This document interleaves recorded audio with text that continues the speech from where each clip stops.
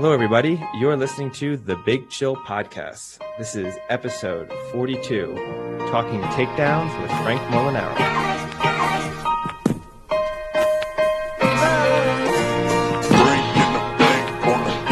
All right. Welcome, everyone, to another episode of the Big Chill Podcast. Today, we have a special guest, Frank Molinaro. He's a four-time All-American wrestler at Penn State. He was the 2012 NCAA champ. I believe he was undefeated that season. No big deal. And he was a 2016 U.S. Olympian. So welcome to the podcast. Thank you. Thanks for having me.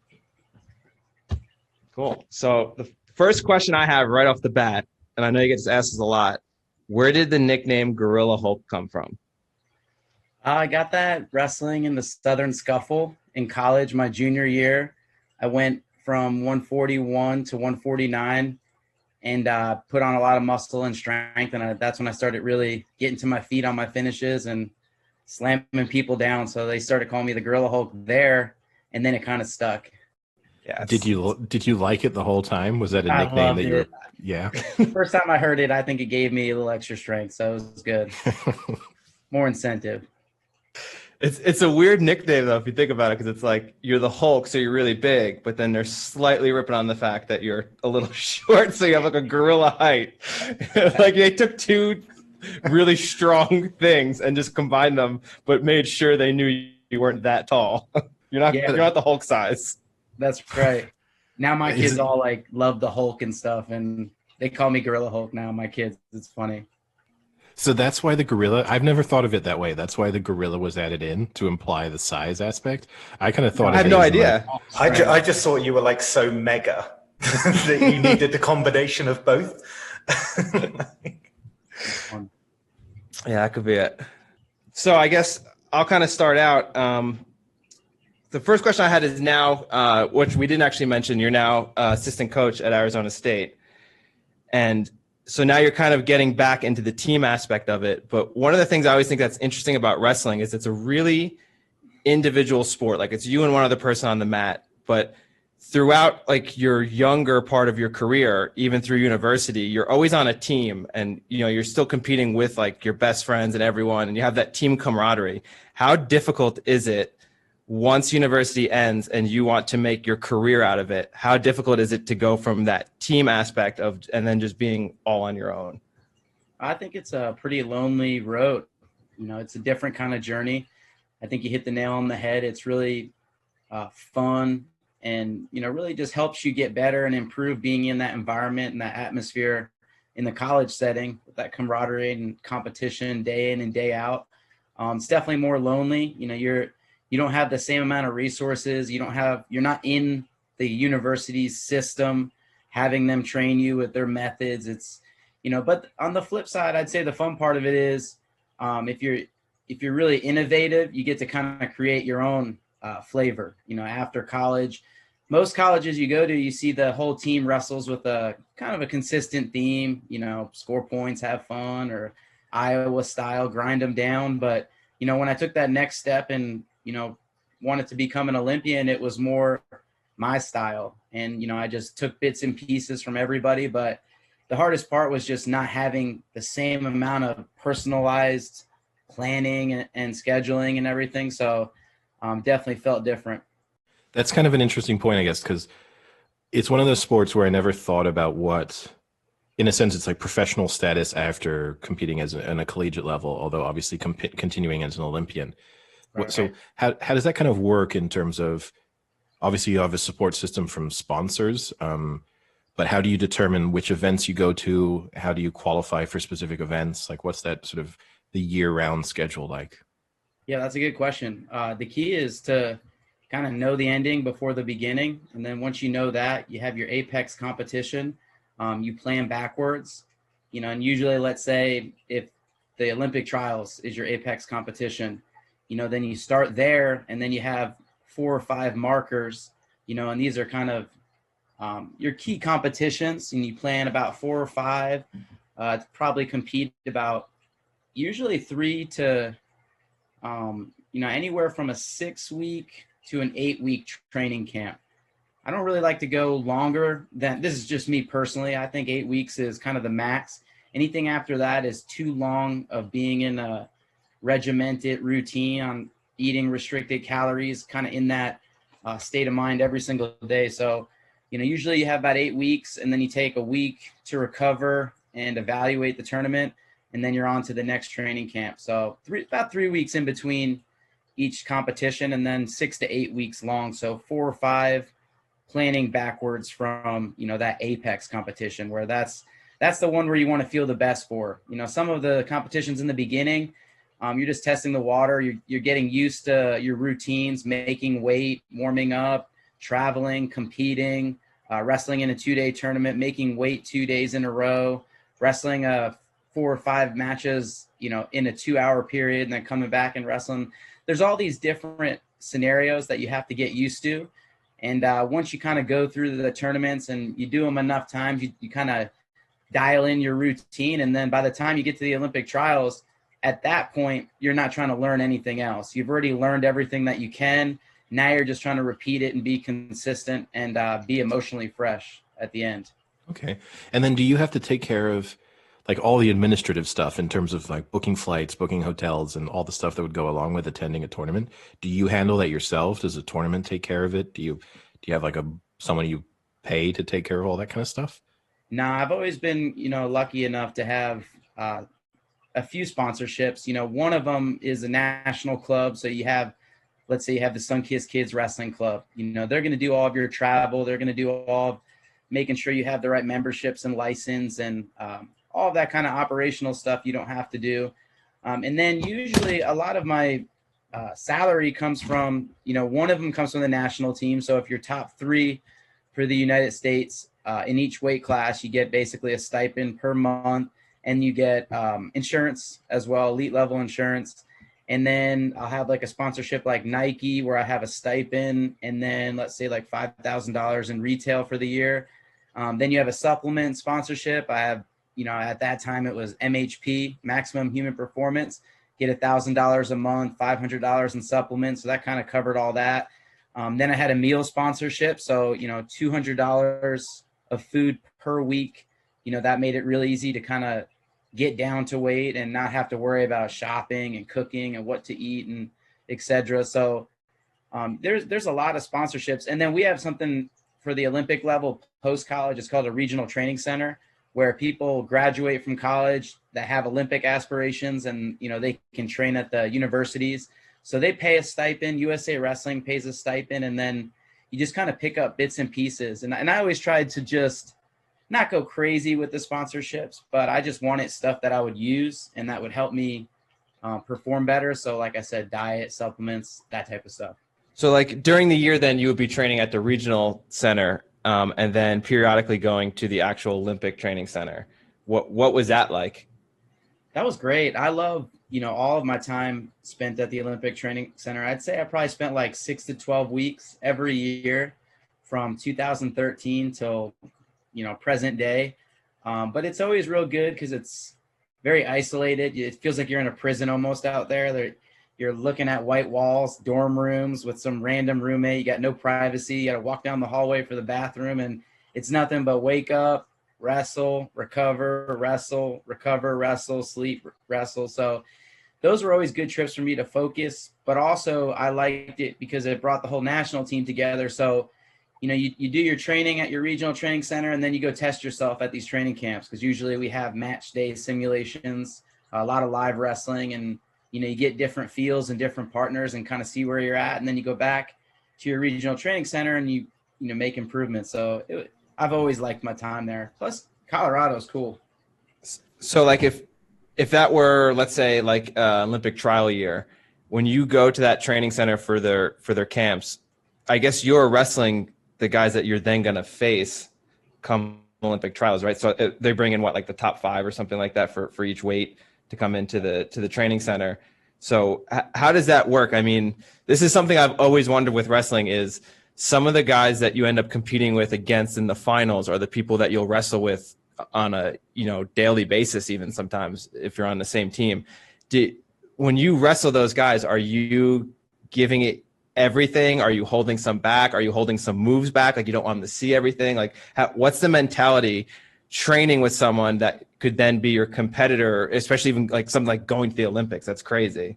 Yeah, that's a good question. I think for me, I do a lot of mental warfare. You know my style. I like to mess with people, but it's real simple. When I feel really, really good, I make them think I feel really weak. Maybe I act more tired. Maybe I even give up a few takedowns, or when I feel really weak, like they're getting over on me, that's where I'll really turn up my intensity and attack, and really be aggressive and try to back them down. So it's always kind of, for me, the times where I was at the training center, I used every practice, every sprint, every little sports game that we played just to get in people's head and break them. And, I think it works. I remember wrestling people in 2014 and it was just an exhibition match. But, to me, it was like, this was the number one guy in my weight class for 3 years in a row. For me, I had nothing to lose. It was an opportunity for him to, be afraid the next time he wrestled me. And I wrestled him at Arizona State in the finals of like the World Championship simulation camp, and I broke him and pinned him, and I don't think he ever forgot about it. So it's important to make sure, when you get those opportunities against the top guys, maybe you test yourself, or maybe you just let them, unload and see what they got and save your best moves and save a little trick.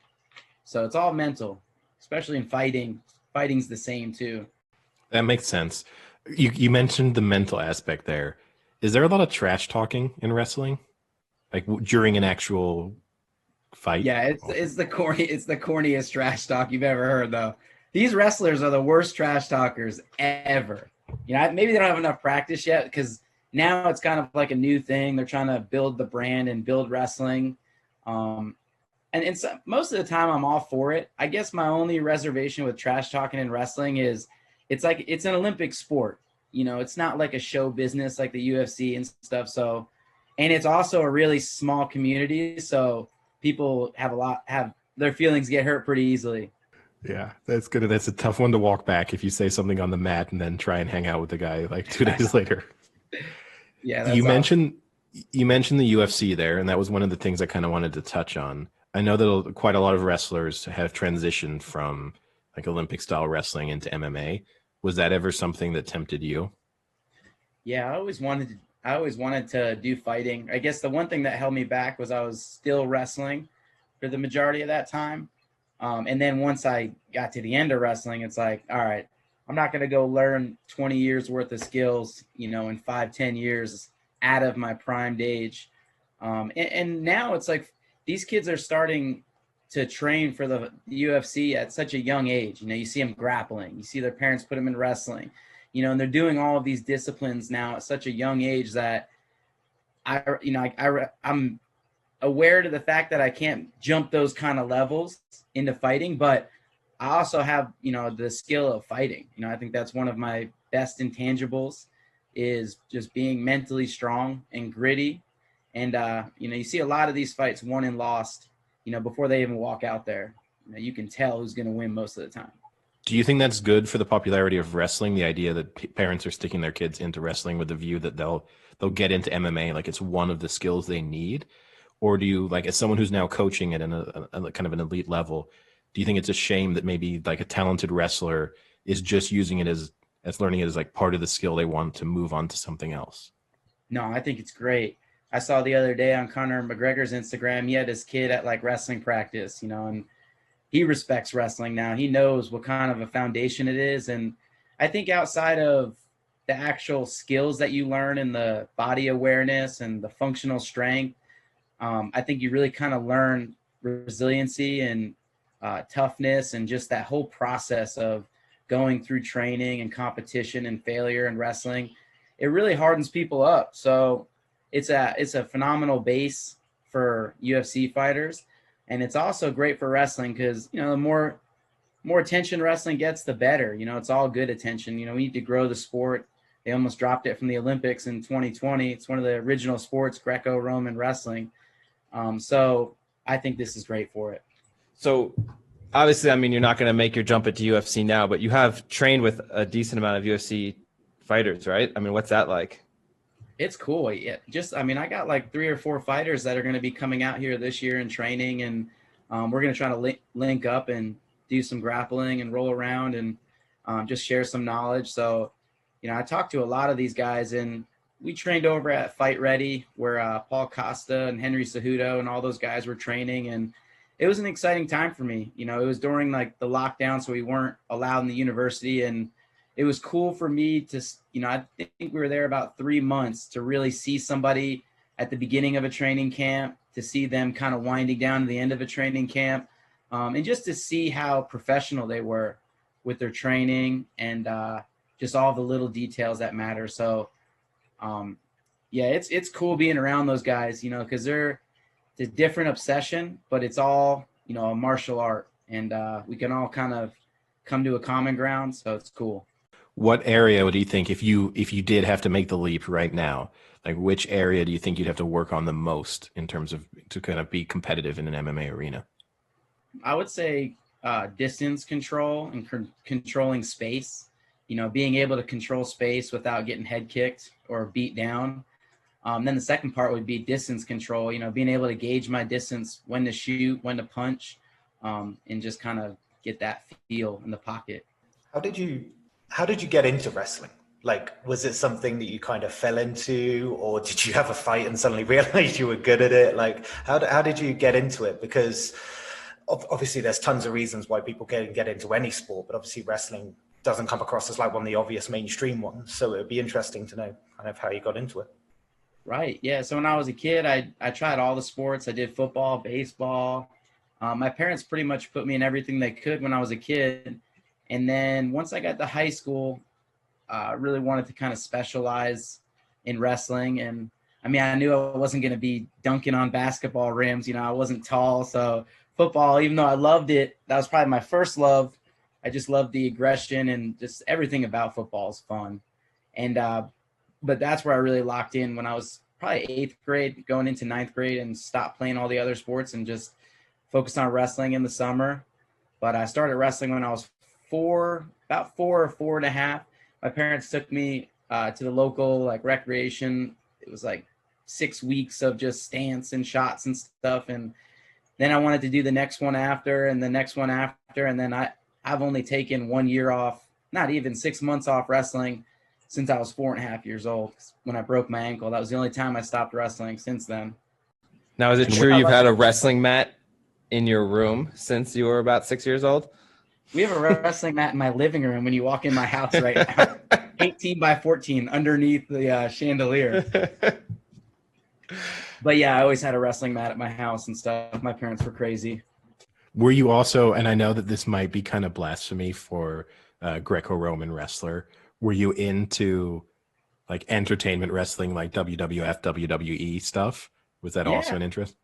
Yeah, I went to Madison Square Garden to see The Undertaker, Stone Cold Steve Austin. A couple times we were at the Madison Square Garden Center, and I was pretty into it when I was a kid. It was fun. Good entertainment. There's a lot of wrestlers right now that are going from, college wrestling. I know I can't mention his name, but I know a wrestler right now. He's probably the number 1 guy at heavyweight right now to make an Olympic team. Some people would say number 1, 2, or 3. And I heard he might try to make the Olympics this year because he got offered $1 million something contract to go straight into WWE. So he's trying to make the Olympic team this year and then just forfeit college and go do WWE, be a millionaire, and then he can do whatever he wants, fighting. So it's real. That would be awesome. That would be awesome. You get to go to the Olympics, then you come back and you're like the next Rock. Oh. Good luck. That'd be great. So I guess let's kind of just go through a little bit of your career. We'll start at Penn State. So now obviously Penn State is the powerhouse for wrestling, but that didn't really come back to them being, the powerhouse they are until halfway through your tenure at Penn State when Cael Sanderson came in, who's arguably the greatest wrestler of all time, is now coming to be your head coach. What was that like when you find out that Cael's going to be your head coach? Are you just to the moon excited? Are you actually a little nervous because you have this new person coming in who, obviously he's going to have his own mindset, was a little bit of both, what was going through your head? Well, I mean, you can probably, relate to some of this since we were around Penn State at the same time. But for me, it was such a blessing in disguise, because I was at a crossroads in my career. I think some burnout, just some loss of enthusiasm, and a lot of failure my freshman year. And wasn't really sure if I was going to stay at Penn State or if I was going to like the coach. And that was a complete wild card. They kept it so off the radar. It wasn't even on the rumor mill. They flew him in a helicopter, and like the next day he got the job. So I think that was kind of something that they went after secretly and privately, and they never told us about it. So when I first found out, I mean, I remember we were all hanging out, and Kale called me and said, "Hey man, I like your intensity. I saw you wrestling at Nationals, the blood round to be an All-American. It got pretty chippy out there." He's like, "You said some pretty crazy stuff. You don't like that guy, do you?" And I was like, "Oh man," that was my first impression. Was on mat 11 at the NCAAs fighting with some guys. So it was really cool though, because Kale, he really changed my perspective with wrestling, and being that close to somebody that level of excellence, and just that daily consistency, and everything that I learned from him, I valued and implemented into my own coaching and strategy. And but I guess the one word, it was a blessing in disguise, because it really shocked the whole wrestling world.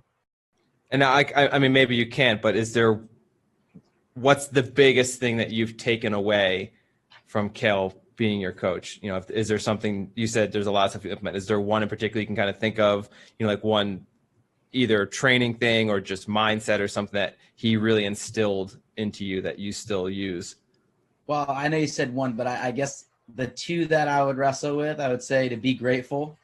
We say you can either be a victim or you can be grateful. It doesn't matter what obstacle you're looking at or what the adversity is, you can be grateful and find an opportunity. So gratitude. And then the second one is just being a lifelong learner, because that's kind of what set Kale apart.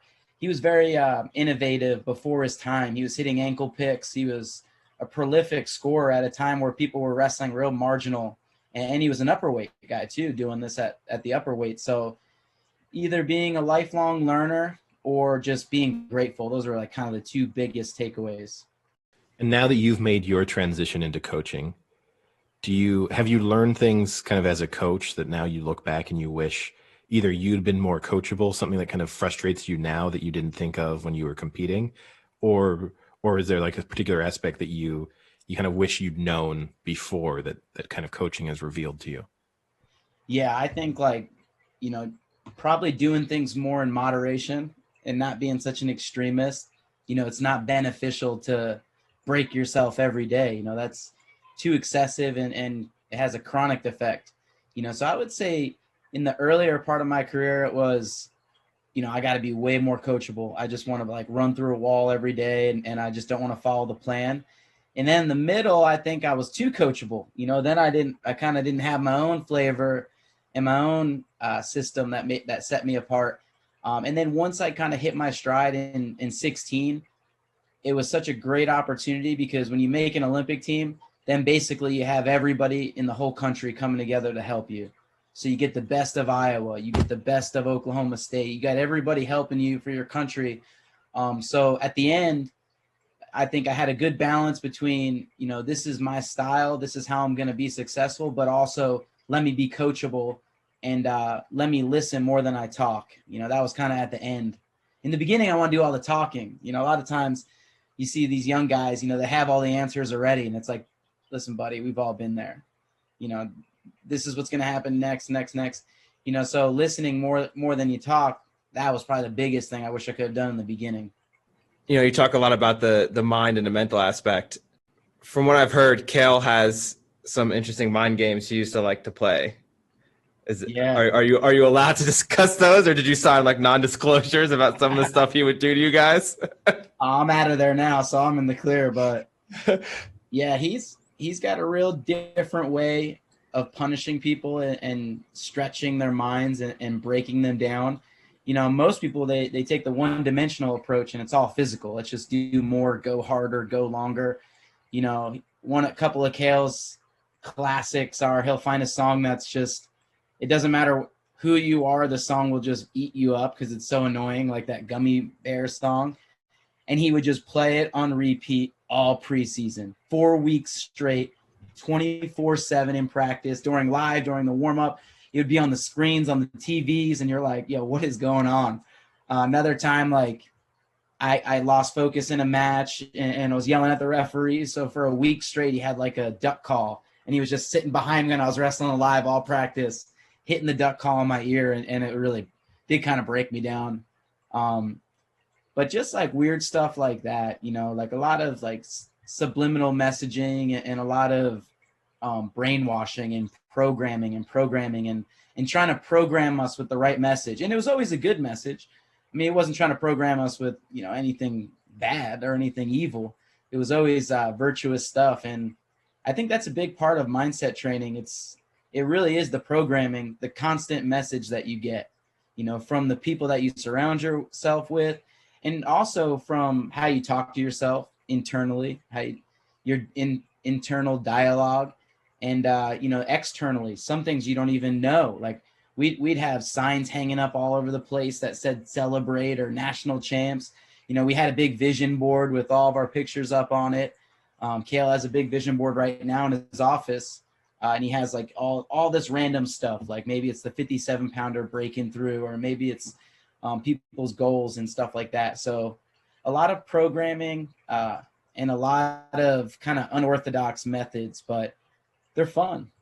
I like that it's kind of like a mix of torture techniques and like really positive thinking. I think it's a good combination. The other one that he does a ton of, I should say, is he tells everything in a metaphor. Everything's a metaphor. Everything's a story. Everything's a parable. And the reason why I like that is because I could, tell you stories I heard my freshman year, that really stuck with me, because I had a good mental illustration of gratitude, or I had a real mental illustration of, long suffering, whatever he was trying to, kind of teach us, it made it, you could remember it better, and you could also just kind of repeat it more in my head. So your last year at Penn State, you go on to win the national championship and you're undefeated. Did that get stressful at a point where you were almost getting nervous that you might just mess up a match, or was it the other way? And once you just kind of kicked the ball down the hill, it was, that's 21, that's 22, that's 23, like nothing's stopping me now. Man, I wish it was the other way. That was really stressful. After my junior year, I got my butt whipped in the finals. I got absolutely destroyed. Public failure at its worst. And I remember like waking up the next day, my junior year, I kept saying, I want to be a national champion. I want to be a national champion. And I kept saying, like, I would say, if I make it to the finals, anything can happen. I'll win if I'm out there. And it was kind of passive, because then I made it to the finals and I basically just relaxed. I didn't feel stressed. I didn't feel all of that pressure and that tension that kept my mind sharp and kept me in the right flow state. So when I woke up the next day, I was like, I'm going to use every single day. I know people are going to take 3 months off after this tournament. I'm going to use every single day, just to have that laser beam focus and try to make it happen. So it was stressful. I mean, every time I made a mistake, I felt like it was, the end of the world, but it really kept that single-minded focus for me for so long that by the time I got to the nationals, I had some adversity at the national tournament. I went maybe 20 matches in a row where I didn't get a point scored on me. I went pin, tech at the Big Ten tournament. Didn't give up any points in those techs either. All my points I scored on top. Got OW. My first match at NCAAs, I beat an All-American 10-0. And then my second match, I got taken down first.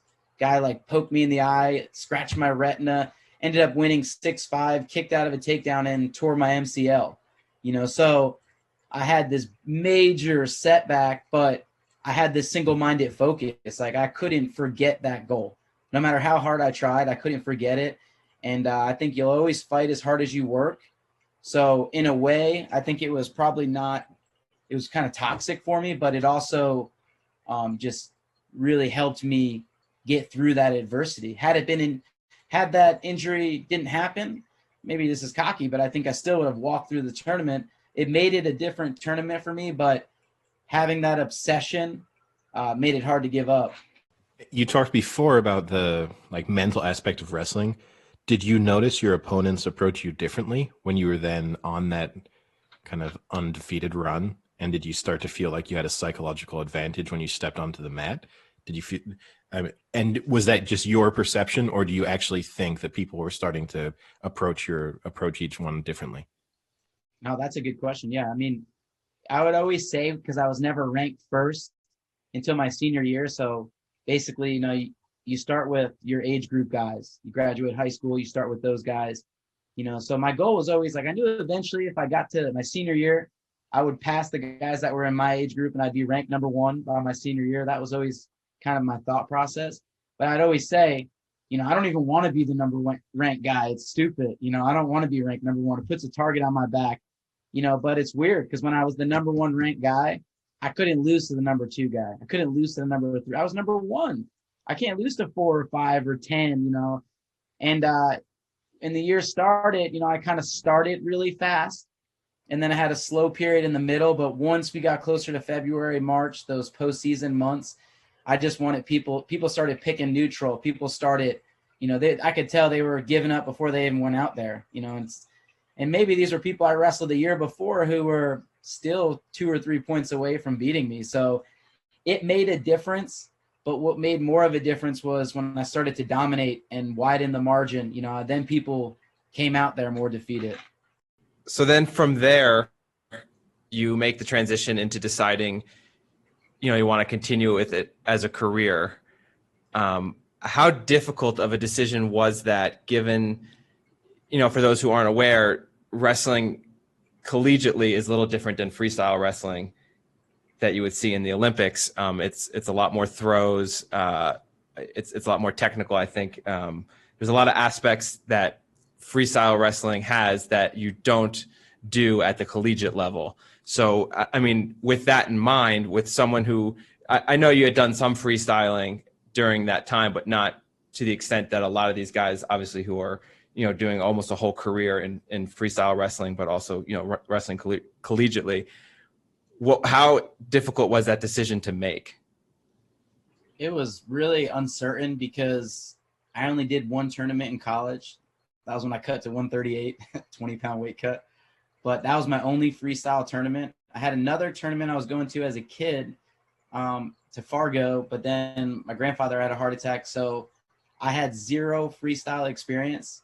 And to put it into perspective, it was 2013. I was coaching at Rutgers University. I was dating my wife at the time. She was making good money as an assistant coach, like 40 grand. I think I was making like 65 grand. We were making almost over $100,000 coaching college athletics, and they dropped wrestling from the Olympics and then they reinstated it. And I just felt like it was an incredible opportunity. Wrestling was supposed to be gone now. This might be the last Olympics forever. Maybe I should give this a shot, and we walked away from a perfect life. We had a great life in Jersey. We had lived in a nice place, and we gave up $100,000 salary at the time and went for 30 grand to go back to my alma mater and train for the Olympics. So I was out of my mind. My mom tried to talk me out of it. My dad tried to talk me out of it. Everybody tried to talk me out of it because I had no freestyle experience. And before I even told anybody I was going to do it, I said, let me go up to Lehigh Valley. That was an hour away from Rutgers. And let me just wrestle with their guy because he's been ranked like 8th. He's currently like 8th on the Olympic ladder right now. Let me just see how I do with him. And he kicked my ass. I couldn't believe it. Like, this is a guy I would destroy in collegiate. I would beat him 10-0. And he got exposure. He front headlocked me. He turned me on top. He Winn-Dixied me and tricked me. And I was like, I came home and I was like, Kara, I am so bad at freestyle. Like, I don't think I should do this, but I decided to do it. And it was a great journey. I always knew, though, it would make me a better coach You know, if I held myself to this fire for another 10 years and, you know, the experience I was going to get in at the next level, the elite level in freestyle, it would be second to none, you know, and that was a big motivation too. I think it wasn't the end all save all. If I didn't become an Olympian, my life was over. You know, I knew that I would take back way more than it would give to me anyway. Yeah, no, that's really interesting. I think it's the unique aspect, right, of these kind of collegiate sports then transition where the Olympics becomes the post-collegiate pinnacle. I always think it's not something that I ever got to experience in terms of the sports that I was always involved in. The pathway would have always been into kind of like full professionalism, and then you could kind of see the path in front of you much more clearly than I guess you can in some other sports. So it's interesting to see like how much you have to weigh up, like what the risks are and what the rewards are and what the other opportunities are. That's right. I know that people are going to have a lot of, because to me, I mean, the fact that you're like you were an Olympian, that's like I have so many questions about what that was like. I know that your path to actually qualifying for the Olympics was unusual and maybe involved like a couple of incidents that most people probably won't have gone through. I guess if you could tell us a little bit about that, because it's a really interesting story. Yeah, I'll try to give you the short version if I can.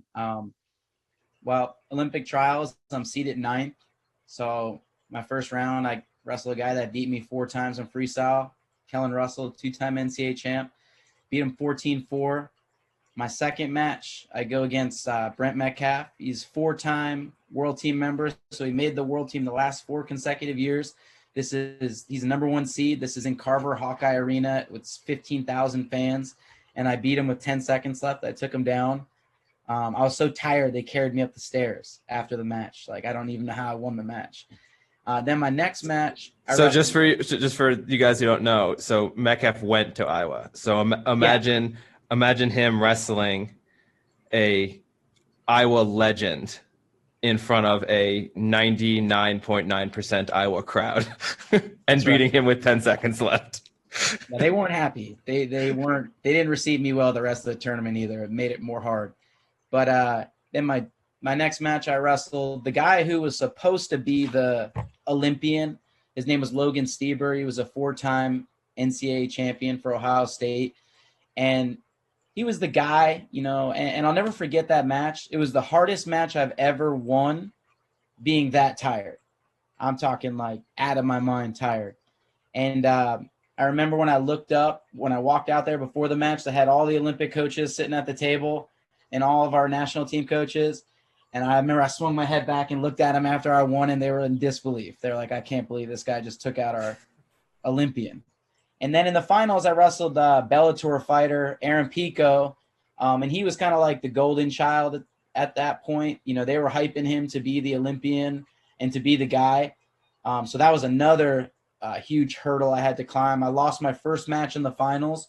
So in the finals, it's best out of 3 to make the Olympic team. I lost my first match, and then I won my next 2 matches, came from behind my second match, and won 4-4 on criteria. But it's not over yet. I'm not an Olympian because I won the Olympic trials, but they didn't qualify my weight class because wrestling only gets to qualify X amount of spots for the Olympic tournament. So 4 days later, I fly to Mongolia, Ulaanbaatar, Mongolia. And you had to make it to the finals. I made it to the semifinals. I lost to multiple-time world medalist Yasar Gore from Turkey. So I don't make the finals.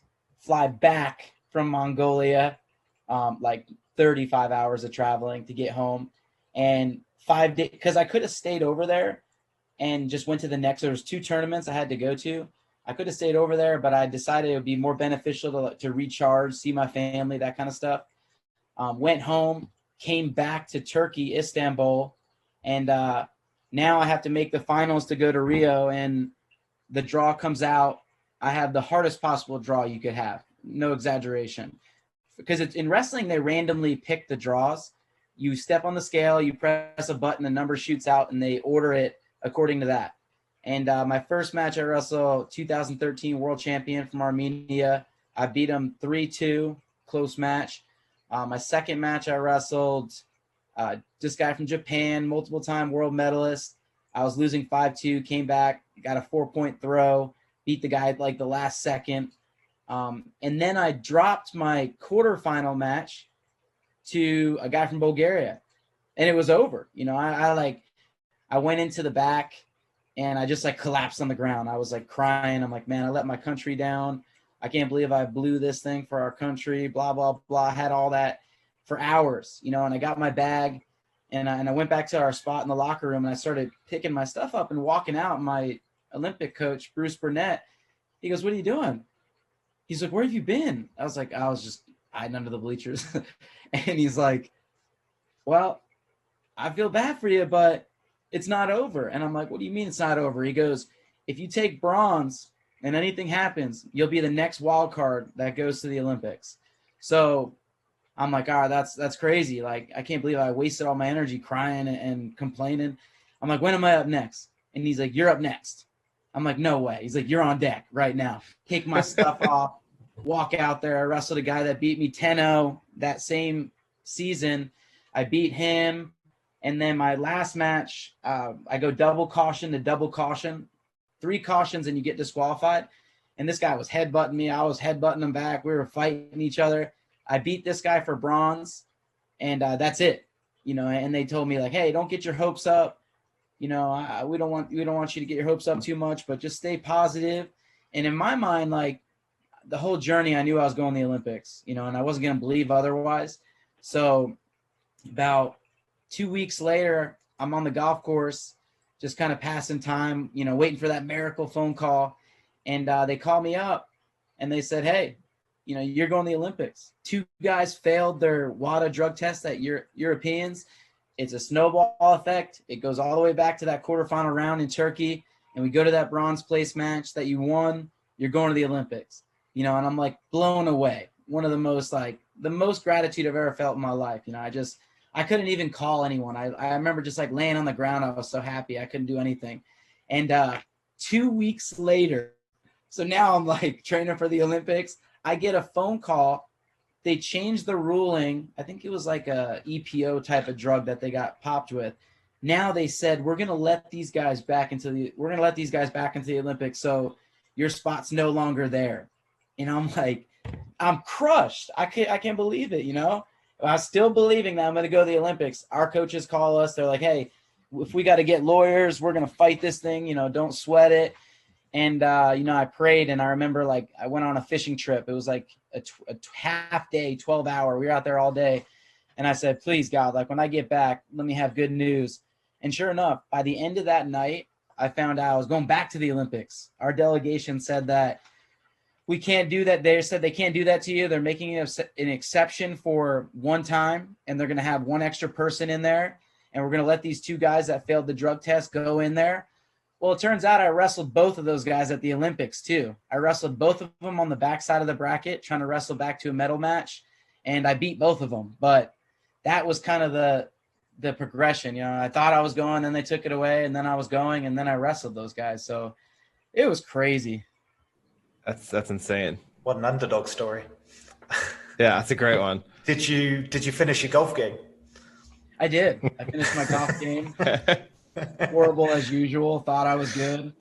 Fun day though. How, I mean, I guess without maybe naming names, how prevalent is doping in wrestling? Like, is that something that you've seen? Is it common? Is it a kind of secret that everyone knows about, or is it unusual?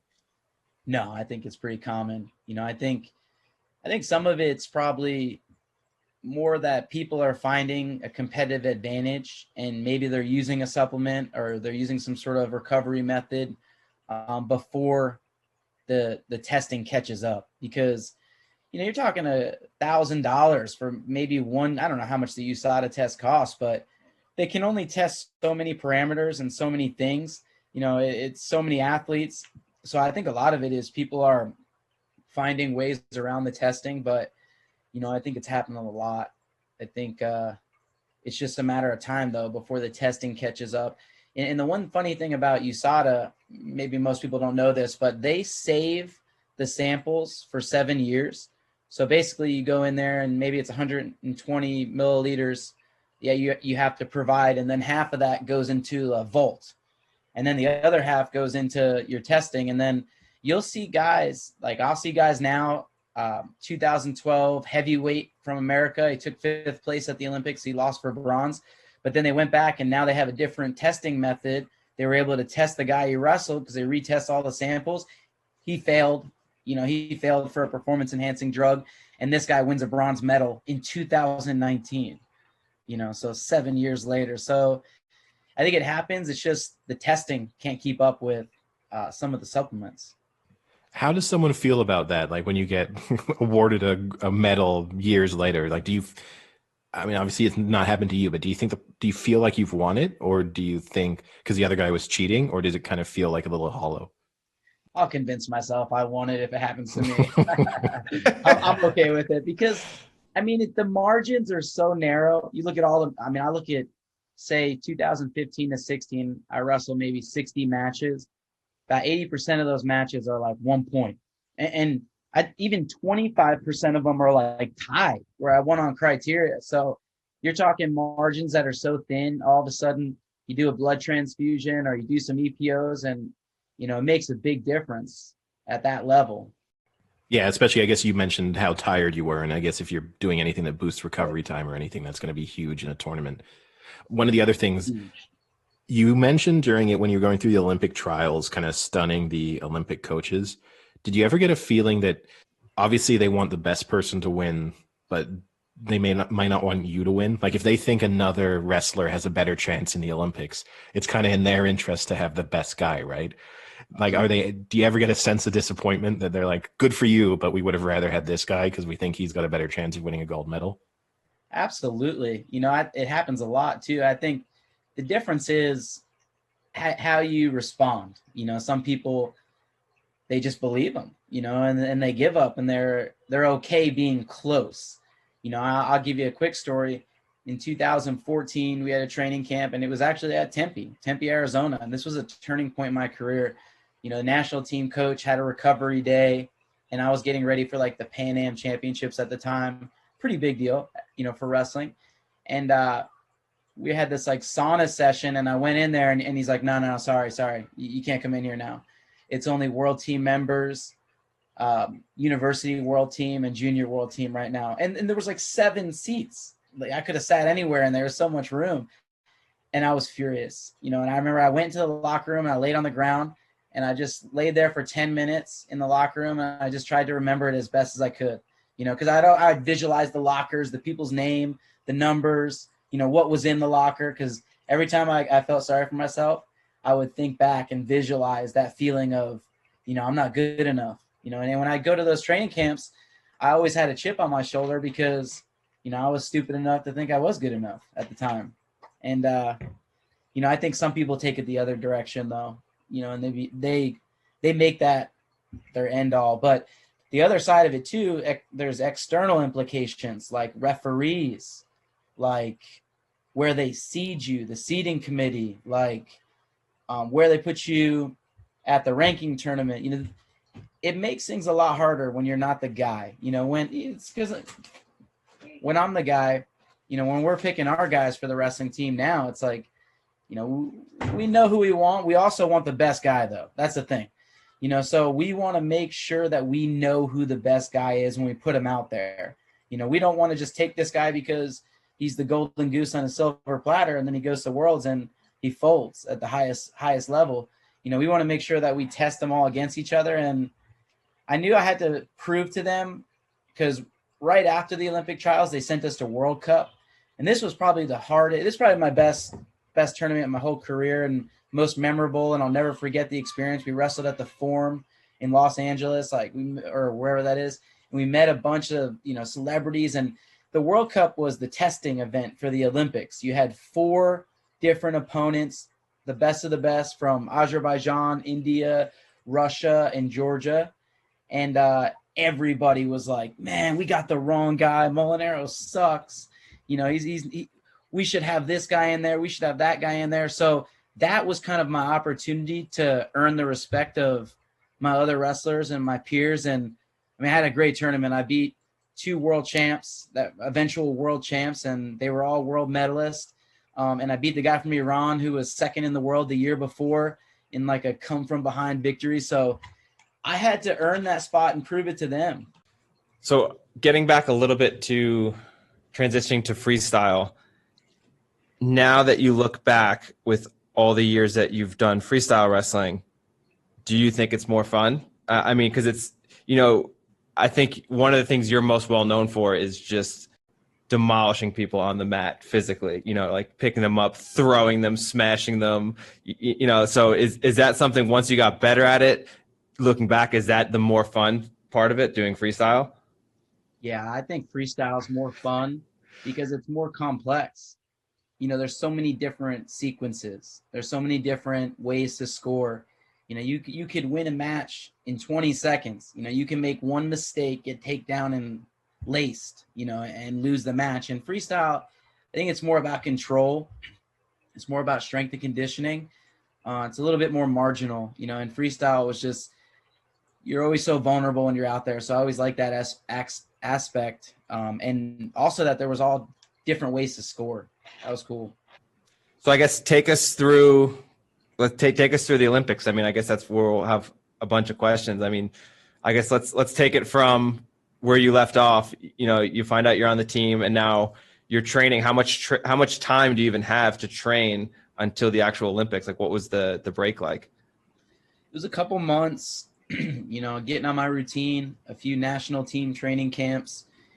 We did like a simulation in Colorado Springs where we went there and had a camp and then did a tournament.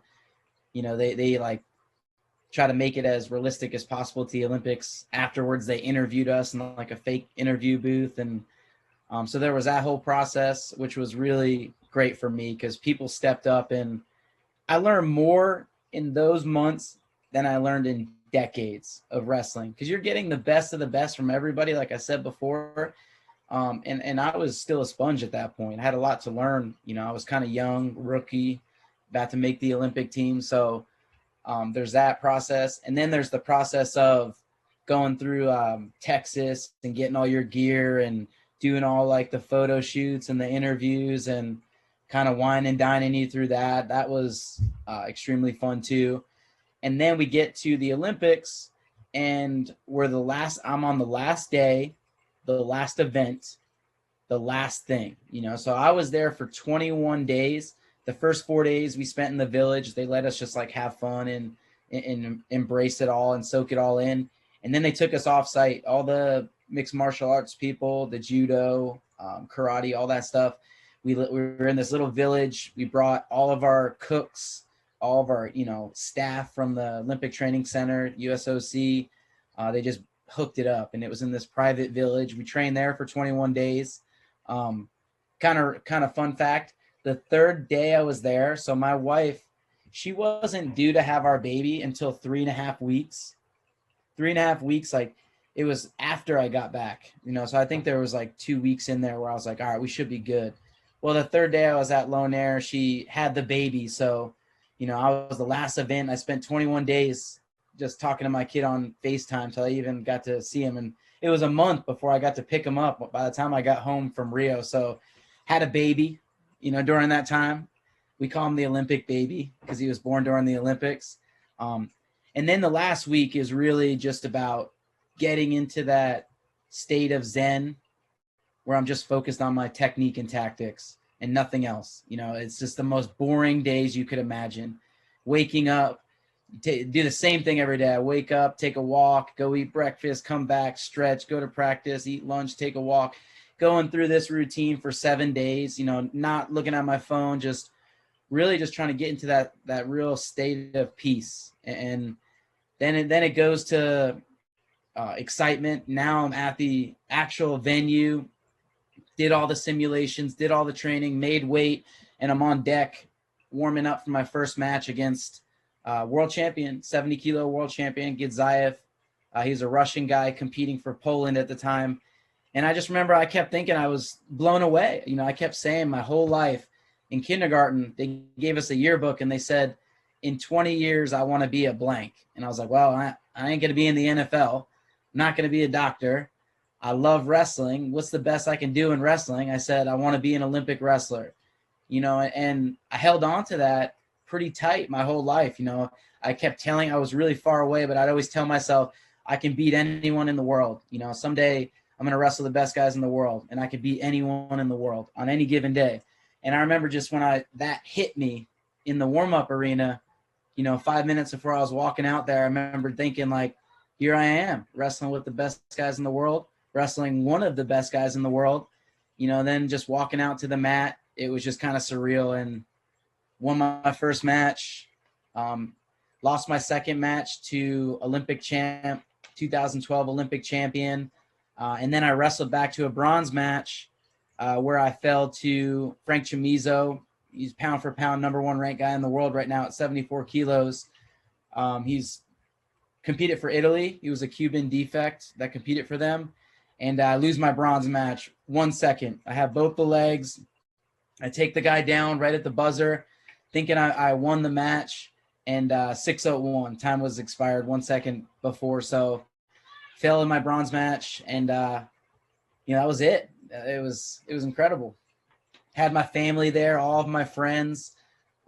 It was really just the culmination of all the hard work. You know, like I said, I never really took more than 6 months off since I was 4 or 5 years old, and you know, it all kind of came to a head when I walked out there and got to compete with the best guys in the world. So, man, it was a sense of relief too, because there was a little fear in me that, God forbid, I get hurt in my training, right? God forbid, like I sprain my ankle, or I just wanted to get to that warm-up area and walk out and step on the mat, and then I would be good.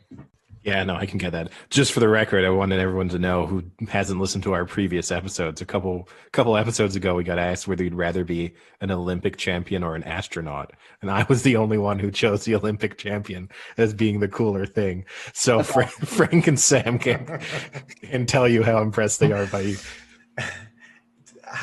A question for me, like when you were in like the Olympic Village, did you find yourself like mixing with the other kind of Olympic athletes from other sports? So you said you got taken away to like the mixed martial arts. Did you mix with them? Do they kind of stay and do their own thing? Because I remember for the London 2012, there were always these stories about how the Olympic Village had like a really good spirit and everyone was like mingling and getting to know each other. Was it the same with you and the wrestling side, or did you kind of stick to yourself and your team?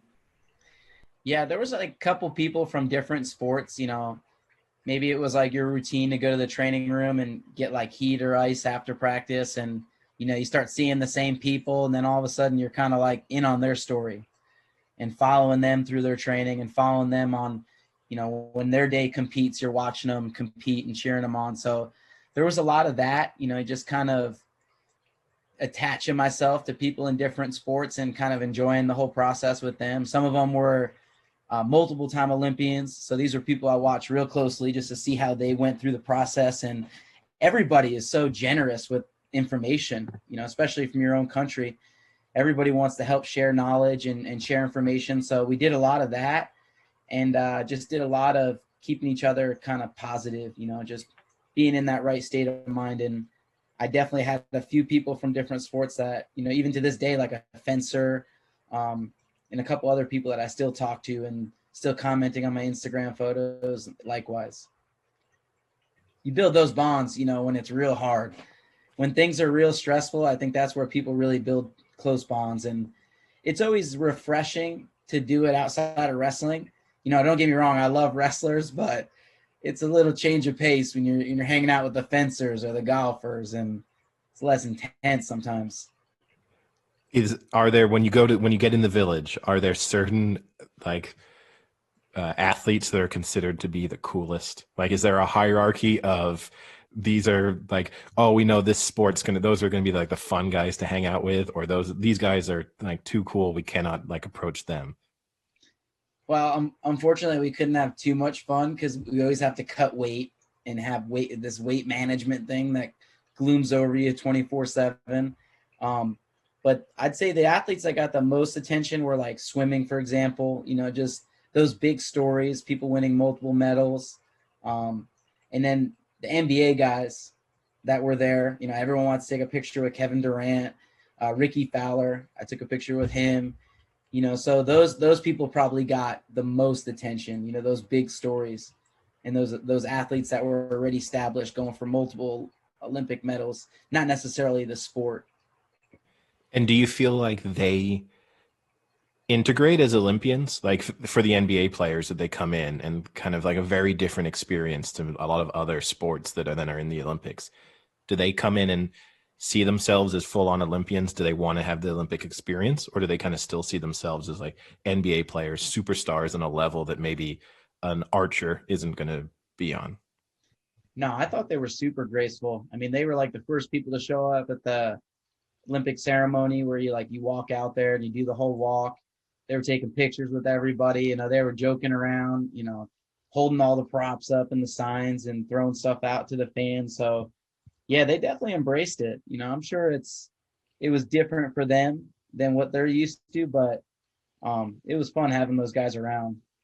And how was the village itself? I mean, is it like a top end accommodation, or is it kind of being thrown into a university dorm almost? Like, was the food good? Was the setup cool? Did they have like a bunch of big screen TVs playing all the time? Like what was going on? It was awesome. It was like the perfect oasis for athletes. Basically the cafeteria, you have every cuisine from Mediterranean to just traditional food. You can go eat any kind of food you want in the cafeteria, and you see all these different athletes and all their Olympic gear. Then they had all these different spots. They had a McDonald's, a place where you can get a haircut, a place where you could buy a cell phone. They had all those like gadgets and other amenities. Then you had the recovery centers, which were unreal. Basically everything you need: hot tub, cold tub, compression pants, massage 24/7 you can sign up for. So the recovery was off the charts. And I'd say like USA, everybody had good amenities. Like there was communal stuff, but we had like above and beyond everything. We had a nutritional bar, we had a smoothie bar, we had a mental coach, we had a little chapel you can go to. So they had everything humanly possible in terms of the amenities, and spoiled all the athletes really well. So it was cool, man. They did a good job. When you talk about like the haircut and the McDonald's, do you have to pay for that, or is that just like free? You just walk in, you're an athlete, you just get free McDonald's, and just Usain Bolt's living there? Yeah, it was free. Like you can go in there and order with whatever you want 24/7. The one kind of catch was there was always such a long line at McDonald's. You think like That's all crazy. these Olympic Really? level athletes, like you can go to McDonald's and get something. I was there for 4 days. I couldn't even, if I wanted anything, I wouldn't have the patience to wait in line. And the haircut, same thing. Like you'd be waiting there all day to get a haircut if you really wanted it. The haircut I get, the McDonald's bit is mind-blowing. Like you were talking about like strict weight management plans, and then you've got lines of these athletes where they're at the pinnacle of their sporting ability in that moment, and there's a line at McDonald's. It's a great story. Usain Bolt lived off the McNuggets. So I guess it makes sense too. Like once you've completed your event, how quickly, like if your event had been early on, would you have been allowed to stay in the village for the remainder of the Olympics? Or is it like your event finishes and time to go? Event finishes, then it was time to go. So how did that feel, like knowing that you were last up and just seeing the village and the place get almost less and less busy and getting to your moment? Did it make the nerves come in more? Did you become like more apprehensive, or was it just don't care what's going on around me? It's all about my event. It was made it kind of a little bit anxious, because part of me wanted to just compete and then be able to kind of cut it loose and enjoy everything and soak it all in, but I never really could do that. I was kind of on guard all the way to the end. And remember the last day I competed too, it was still pretty packed, because they do like closing ceremonies and stuff, and then they give out the medals and all that stuff. So we had a couple days after. We all got to go out and, do our thing. We went to the beach with our family and stuff like that. But it poured the last day. I woke up the day I competed. The last day was me and Kyle Snyder. He won the Olympics. And it was like torrential downpour. It was like beautiful weather every single day. And then the last day I competed, I woke up from my morning walk at like 5:30 in the morning, and it was a monsoon. So that was kind of cool. And I mean, you said how good the amenities were. What was the quality of the actual like overall facilities? Was it up to the standard you would expect, or? Yeah, they were pretty good. Nothing insane. I think that was also part of the plan. They kind of wanted to make it similar to the Olympic Training Center. You got the bunk bed with the roommate next to you. It was very reminiscent of the Olympic Training Center. They basically just tried to make the Olympic Training Center in this village in the middle of the mountains. But they were good, especially the nutrition. They brought our best cook. Her name's Flower. She works at the training center. Every athlete there knows her. She's super awesome. So the food was off the charts. We were getting like lobster and like all this like random seafood day. They're flying in all this great stuff for us. But in terms of like entertainment and, this luxury, kind of luxurious suite, it wasn't like that. Maybe Tokyo. I'd imagine that would be off the charts. So I guess the other amazing thing about being an Olympian that Michael Scott would like is the swag. How awesome is that? Do you still have like all your USA gear and stuff that you got from the Olympics? They gave us, I guess, like the guys that I've talked to, they say like, I know Olympians from 2008, 2012, and they say like every year they just like almost double how much stuff you get. And we got so much stuff. We got like $3,500 worth of like Ralph Lauren. We got a suitcase full of stuff. Then you go to the Nike one and you get another like $5,000 worth of stuff in a Nike one. Then you go get your more luggage. Then you get to go and get a watch, and you get all these bags, and you go from each station and basically get all the swag. So, I still have like a lot of the stuff that they gave me, and I gave some of it away, but I think my favorite 3 items were the luggage they gave us. The travel bags are awesome. And the watch, the Omega engraved watch and stuff. That was cool. So does the luggage say Olympian on it? It does, and for some reason, yeah, that's got to carry some weight when you're at the airport. Like, excuse me, sir, as you grab the bag. Yeah, it's like hold it in front of their face. They never lose that bag. I throw that in a regular bag. It's not coming back sometimes. Do you get treated like when you check in at an airport? Do people ever notice and give you like slightly nicer treatment? Yeah, I've had people ask me like, "You wrestling? You in the Olympics?" Yeah. Blah blah blah. I have to go out and buy one of these Olympian bags. Just go on eBay. No. That's funny. So quick question, actually. You mentioned Tokyo, because obviously delaying the Olympics because of the virus. Like, you train, 4 years, 8 years even for that particular moment, and then to have it delayed by a year, how's it affected kind of wrestling? Is it just kind of like the people that were going this year, it's fixed and they're going next year? Or has there had to be like, because a year on, people's fitness changes, people's techniques change, I guess. What's happened? Have they just kind of like iced it, and who was going is still going? Or are there like new trials, or what's happening with that? Yeah, that's a good question. Well, they're still keeping the same qualification. So the people that qualified for the tournament that was supposed to happen in April, this past April, they're keeping all those people qualified. For me personally, I was actually training for this next cycle. I was in state college at Penn State. And the hardest part for me is once I found it was postponed for another year, it's exactly what you said. It's, another year of training for the Olympics. It's probably about 700 to 730 workouts in the whole year. And I was like, all right, wait a second. I got to do another year. I got to do another year of this. Now I'm like 31. So that announcement came and I took that into account. Then there's the most important thing, which is my family. Another whole year of having my kids have to go through this grind with me of making weight and kind of living real marginal. But I was lucky enough that during that time, so they announced the Olympics being postponed.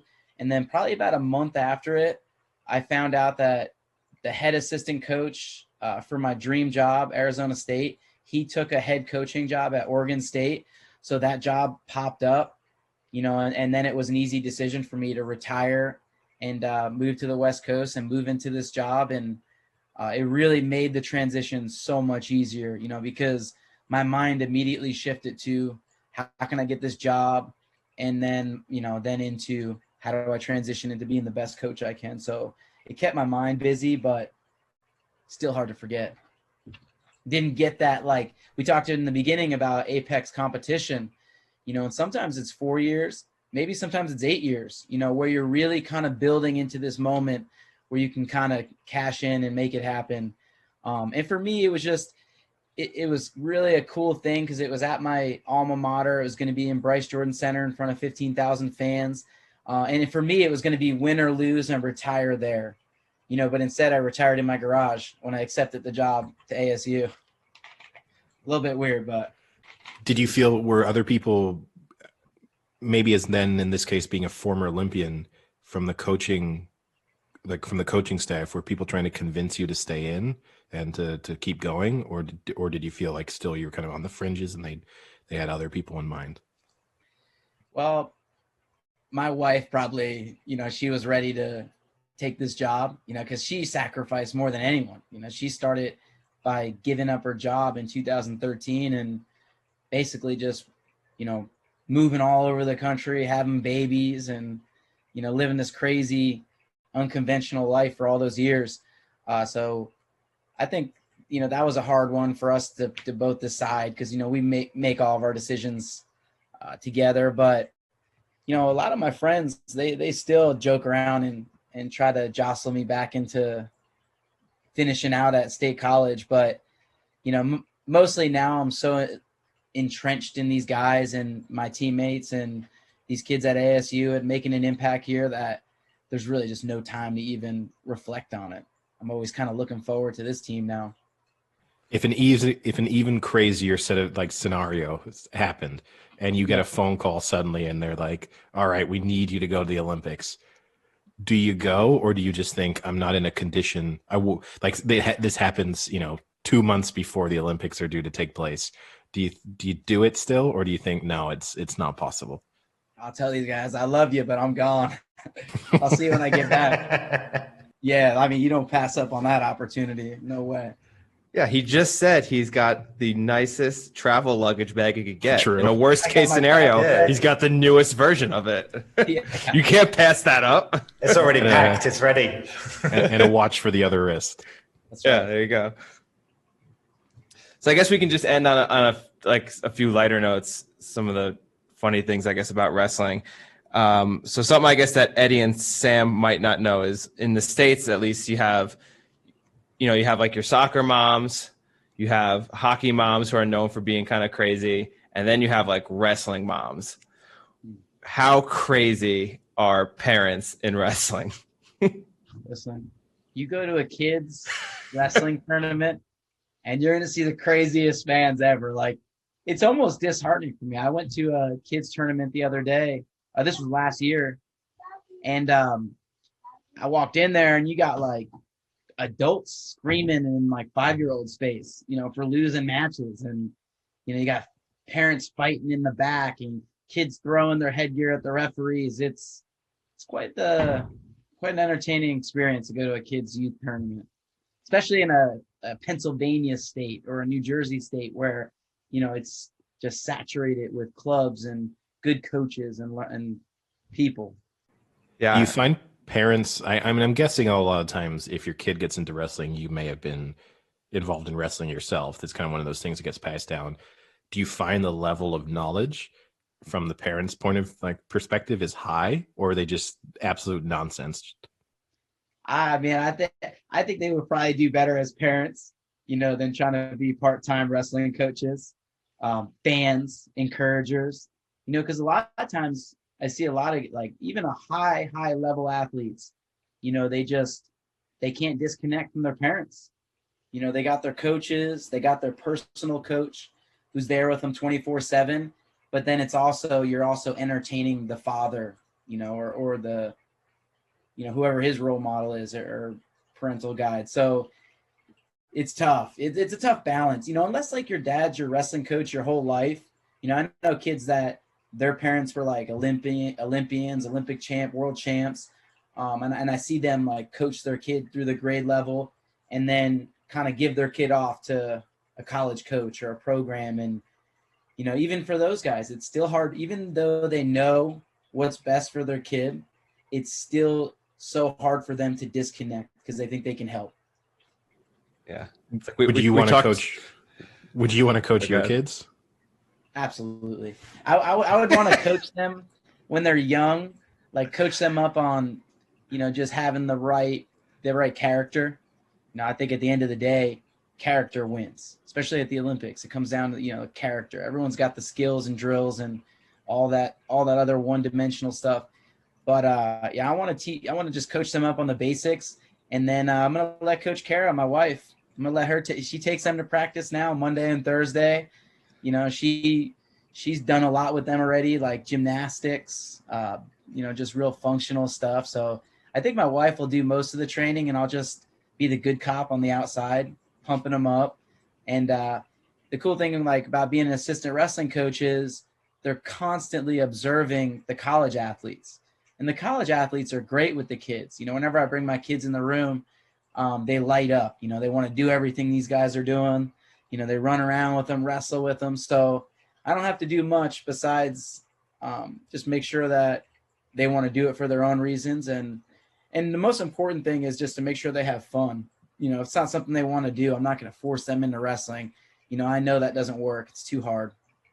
Yeah, Frank's just in charge of the mind games. Like he steals their homework periodically, just to give them that mental toughness of having to react to it. 1 week subliminal a year, subliminal messaging going through the house. I'm programming them. Just wrestling. What do you mean you lost your homework? Okay, on that note, this is kind of sick, but the one thing that my parents did that really kind of hooked me was my dad would say, "Hey, you want to go to club practice?" And I'm like, "Nah, I already went to high school practice," or maybe I was at another younger stage, like middle school. Nah, I already worked out at middle school. He'd be like, "Well, you could pick out anything you want from the gas station. You can, you know, buy whatever you want." And we'd go to like Texaco, and I'd go in there, get a Slurpee, a candy bar, a bag of chips, you know, until my mom eventually saw one of the bills, like, "Why are you guys spending $20 in the food mart every practice?" And now my kids, fast forward, I'll say, "Hey, you guys want to do a workout? You want to do a wrestling workout or something?" And they're like, "Oh, yeah," because they know right away they're going to get sugar and candy. When I was at Penn State, we had a kids club, and basically they come in on Sucker Saturday, and they wrestle one match, they learn one move, and right when they get off the mat, they get like a bag full of lollipops and candy. You know, so they're just like, they don't know what they're experiencing. Wrestling, candy, fun. It's all relative. A low-level bribery never hurt, did it? Never hurt. And now that you're retired, how great is it to not have to constantly watch your weight anymore? Yeah, that's the most miserable part, I think, you know, is 24/7 weight management. You know, and wrestling's a tough sport because you have to cut weight, you know, especially depending on your body type, depending on, you know, are you a fast twitch, slow twitch? Do you have leverage? Are you an explosive guy? Everybody has to be at their most competitive body weight, you know, and you have to be able to get down into your most competitive body weight and do it the right way and perform at a high level. So for me, being a shorter guy, I always had to go down. You know, I was always cutting weight and cutting weight and cutting weight. And now it's like I don't have to cut weight and I don't have to manage my weight, and it's like effortless to remain healthy and in a good weight range. You know, in the past, it was a lot of up and down yo-yo. So probably the best part is that I can train and eat. Before it was a lot of training, but sometimes there wasn't much eating in there, but it's a lot more fun when you can train and eat. And does wrestling have the same like aggressive weight cutting that you see in other combat sports, like in the 24 hours leading up to a weigh-in? Yeah. You know, a lot of those aggressive methods have been passed down to the wrestlers now, you know, but it's a little bit harder to go to that degree because most of the time we weigh in and wrestle 2 hours later. So you really can't have too much rapid weight loss when you wrestle the same day, but you'd be surprised how many people will figure out ways around it and still, you know, be able to 10% over their weight class and cut that in a day. I see people cut 10% of their weight. It's insane, but you know, you you see a lot of the methods like water loading and these, keto kind of restricted calorie diets the last couple of weeks. You learn a lot from the UFC guys because they do it at the most extreme levels, and then wrestling's kind of down there. Powerlifting is in there. They cut some weight too, so gets passed down. And then I guess the last thing with the weight cutting too is how tough is it, especially in these bigger tournaments, to make weight, wrestle a full day, and then have to finish your day of wrestling. You do 3 or 4 matches, you're exhausted, and then have to go and make weight again for the next day. That's got to be the toughest thing ever. It really is miserable. It's hard to prepare for too. It wasn't always like that. I liked it more when it was one day. I'm like, come on, anyone could show up one day and win this tournament and just be on point, but when you go 2 days, there's so many highs and lows throughout that weekend. It's a roller coaster, and in my case, I'm wrestling 65 kilos, 143. I probably weigh about 165 on average, 165, yeah. And I get done with the tournament, and I'm not worried about my weight during the tournament because I need to win, so I'm eating and drinking whatever I want. I get done. It's usually about 8 or 9 o'clock when you get done at the wrestling tournament. And then we're going to 24-hour fitness and losing 9.5 pounds, or maybe I just lose 7.5 pounds and wake up an hour before weigh-ins and lose the last 2 and I sleep off a pound. So it's exhausting, the 2-day formats. It really is a different challenge. And your body doesn't feel the same. If you're cutting massive amounts of weight, that's why it's more of an advantage now to train closer to your weight class. In the past it was, how much weight can you pull, but still summon the strength to go out there and compete in that big body and that big frame, where it's like now having that endurance, that power endurance and being close to your weight is more of an advantage on 2 days. I've got one more lighthearted question, I guess. We talk about movies sometimes, and there have been a lot of movies that focus on wrestling. Yeah. Which movie do you think gives the most realistic portrayal of the wrestling experience? And then also a movie that sticks out for the actual wrestling scenes being good, where you admire the technique of if it's an actor trying to wrestle that you think it's good, and maybe a movie where you just think it's awful.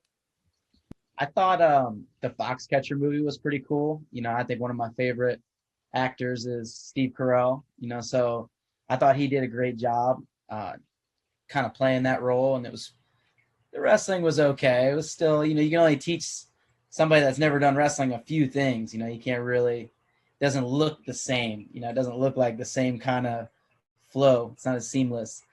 So the wrestling's kind of bad. But one of the corniest wrestling movies that I liked was Vision Quest.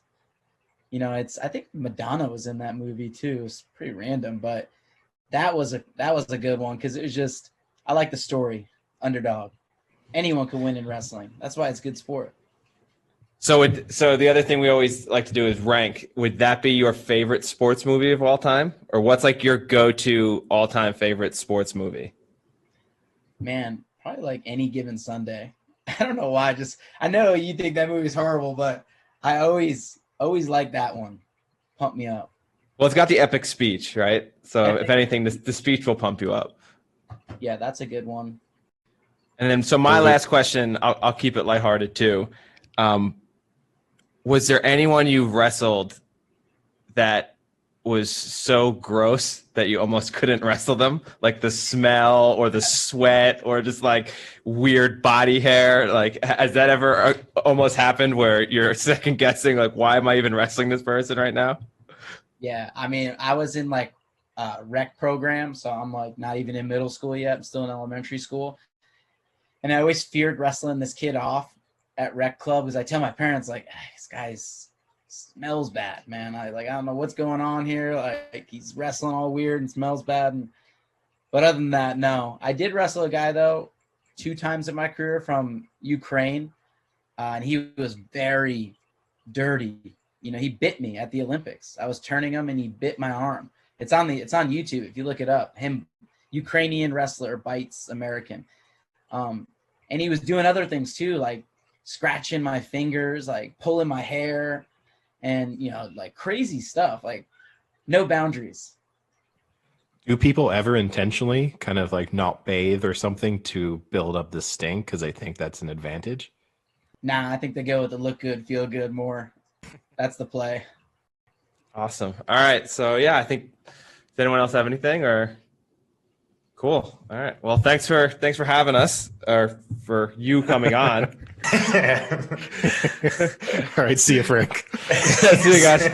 No, it's been good to have you. It's been good to have you for 41 episodes. See you later. I guess actually, since we're going to get into our football picks because the NFL is winding up, who's your Super Bowl pick? Let's get that as the last question. Man, I'm gonna ride and die with the Giants. You already know. Oh, wow. Oh, yeah, I'm staying with the Giants. I'm not bailing on that. You know, they win every like decade or so. So, you know, you're going to have about 8-9 bad seasons and one good one. It's worth it. That would be an impressive Super Bowl champion. Yes, it would. Well, if that happens, we will definitely put that quote back out there on our Instagram page. You heard it first from Frank Molinaro. I told you so. Yep. All right. Well, thanks again. Yes, sir. I'll see you guys later. Yeah, thanks very much. It was great. Cheers. No doubt. You guys are good, man. I appreciate it.